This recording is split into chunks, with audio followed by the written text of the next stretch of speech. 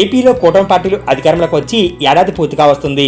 గతేడాది జరిగిన సార్వత్రిక ఎన్నికల్లో ఏకపక్ష విజయాన్ని సొంతం చేసుకున్న కూటమి పార్టీలు రాష్ట్రంలో అదే ఊపు కొనసాగించేందుకు తీవ్రంగా ప్రయత్నిస్తున్నాయి. అయితే స్థానికంగా ఉన్న ఎమ్మెల్యేల పనితీరు, ఇతరత్ర కారణాల వల్ల అది పూర్తి స్థాయిలో ఫలప్రదం కావడం లేదు. ఈ నేపథ్యంలో గత ఎన్నికల్లో కూటమి గెలుస్తుందని ముందే ఖచ్చితంగా చెప్పిన వారిలో ఒకరైన ప్రవీణ్ పుల్లట 2 జిల్లాల్లో ఎన్డీఏ తాజా పరిస్థితిపై తన రైతు సంస్థ సర్వే అంచనాలను ఎక్స్లో షేర్ చేశారు.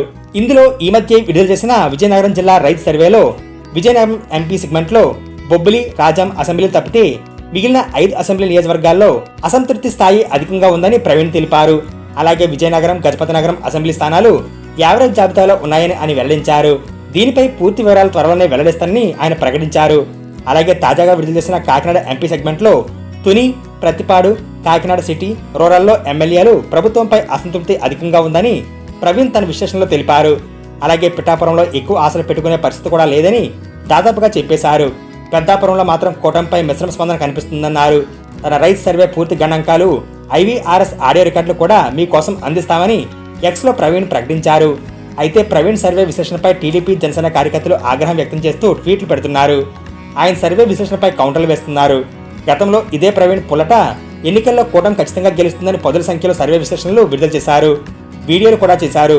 అవన్నీ దాదాపుగా నిజం అయ్యాయి కూడా. దీంతో కూటమి పార్టీలు పైకి గంభీరంగా కనిపిస్తున్నా లోపల ఆందోళన వ్యక్తమవుతుంది.